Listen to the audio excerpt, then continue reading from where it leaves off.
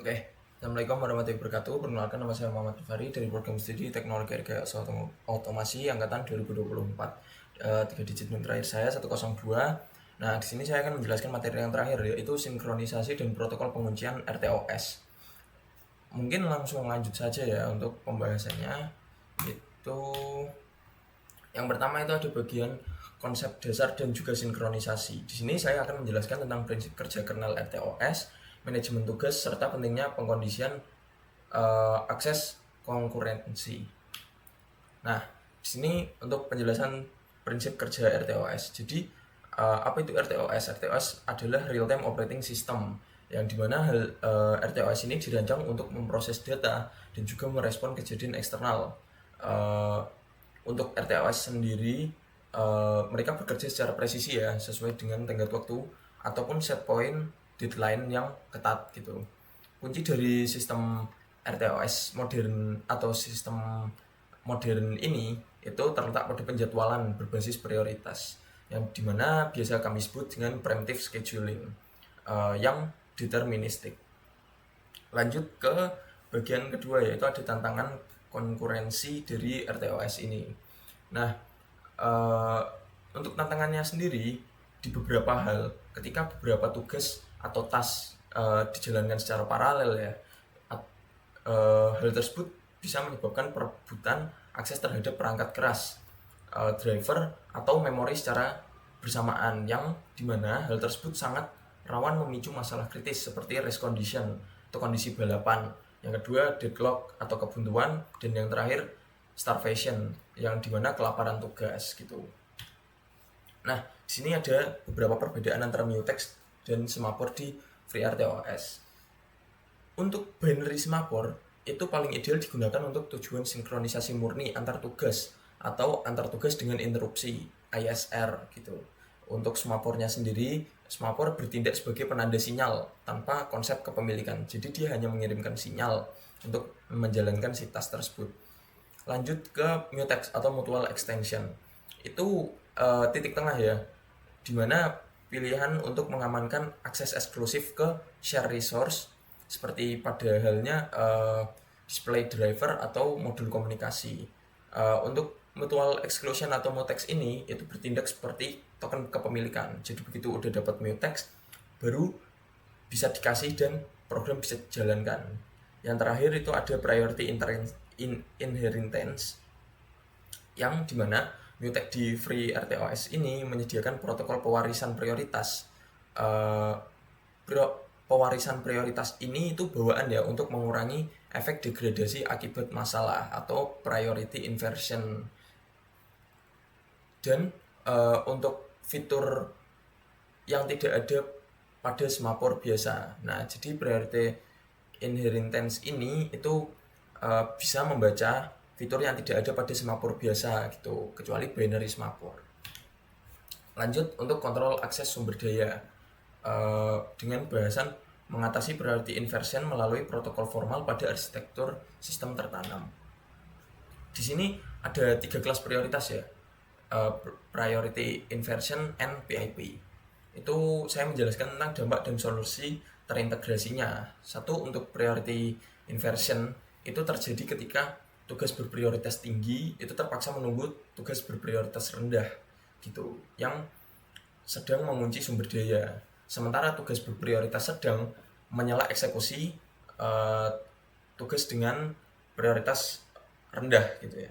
Kondisi ini membuat penundaan menjadi tak terbatas atau unbounded. Yang kedua ada PIP atau Priority Inheritance Protocol, yang dimana kernel ini mendeteksi blokade dan mendongkrak prioritas tugas dengan skala rendah ya secara temporer menjadi setara dengan tugas yang berprioritas tinggi untuk menunggu. Hal ini memastikan tugas dengan prioritas rendah selesai dengan cepat tanpa disela oleh oleh tugas dengan prioritas menengah. Lalu dikembalikan lagi prioritasnya menjadi semula setelah rilis terkunci. Di sini ada SRP, Stack Based Control. Apa sebenarnya Stack Based Control itu? Itu bisa teman-teman pahami bahwasanya mekanisme preemption selling itu memiliki SRP. Nah, untuk SRP sendiri itu membatasi interupsi atau preemption tugas sejak awal sebelum tugas tersebut sempat meminta sumber daya yang sedang terkunci. Untuk aturannya sendiri, preemption dalam SRP itu memastikan tugasnya dapat menyala sehingga memiliki prioritas lebih tinggi daripada plafon sistem saat itu gitu. Untuk keunggulan dari SRP ini sendiri, SRP itu bisa mencegah terjadinya deadlock secara alami tanpa memerlukan pelacakan dinamis yang rumit gitu. Selain itu, setiap tugas hanya dapat memblokir maksimal satu bagian atau single critical section dari tugas berprioritas lebih rendah. Kelebihannya bisa menghemat alokasi memori tumpukan atau stack gitu ya, jadi bisa tereliminasi sendiri-sendiri. Lalu selanjutnya ada platform multiprosesor.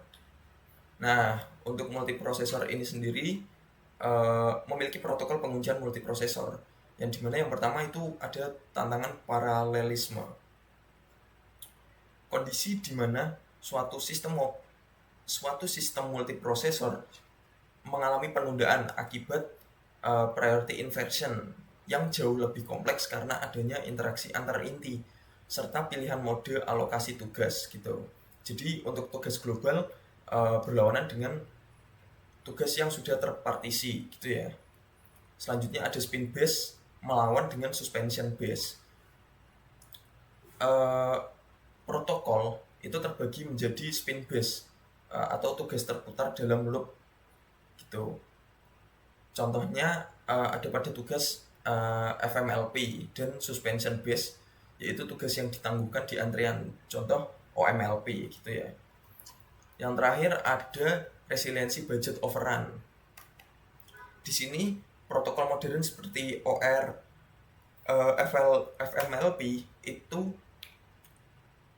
mampu mempertahankan batas kelayakan untuk jadwal sistemnya sendiri. Jadi dia bisa menjadwalkan sendiri untuk oh ini layak ditaruh pertama, oh ini layak ditaruh terakhir, taruh tengah gitu. Jadi dia bisa secara otomatis mengklasifikasikan atau bahasanya schedulability-nya lebih bagus lah. Meskipun salah satu tugas mengalami lonjakan waktu atau reset. Nah, di sini ada perbandingannya antara Semapur, Mutex, SRP dan FMLP atau OMLP gitu ya.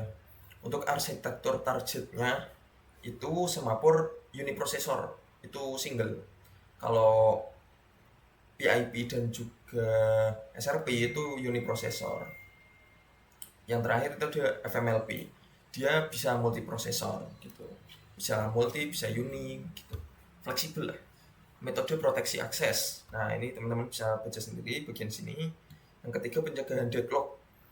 Untuk Semapur dan Mutex itu tidak ada, jadi kita harus menambahkan program pencegahan ya. Terus untuk SRP dan FMLP bersaudara, dia bisa, apalagi SRP itu alami ya, bawaan itu dia udah bisa. Lanjut untuk kesimpulannya, desain sistem real time yang tangguh bukan tentang seberapa cepat kode yang dieksekusi, namun seberapa pasti dan terprediksinya waktu respon yang dihasilkan. Oke, mungkin langsung ke pembahasan programnya aja kali ya. Nah, ini di sini saya jelaskan bahwasanya di sini ada thermocouple ya, dan juga sensor. Ini nggak tahu sensor apa, tapi kita menggunakan sistem PIP.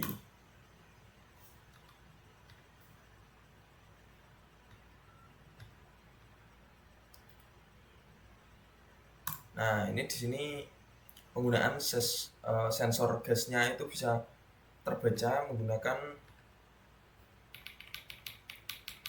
program yang tadi. Nah, sini.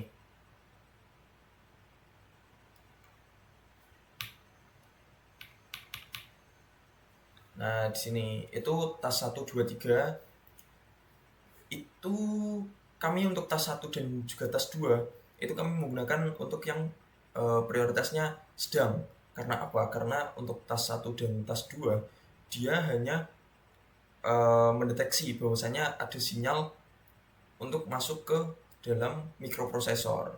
Untuk tas 2-nya sendiri itu untuk pembacaan dari si sensor. Sedangkan tas ketiga itu untuk ditransferkan ke dalam LCD gitu. Kita menggunakan library liquid crystal yang pada akhirnya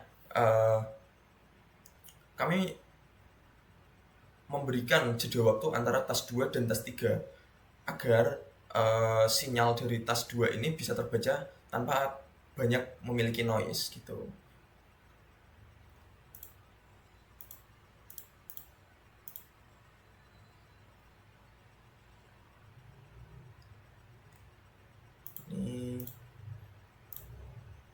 Nah, ini adalah video praktikumnya ya. Ketika pembacaan si sensor gas ini lalu langsung ditransfer menggunakan tas 3 di dalam si liquid kristalnya ini.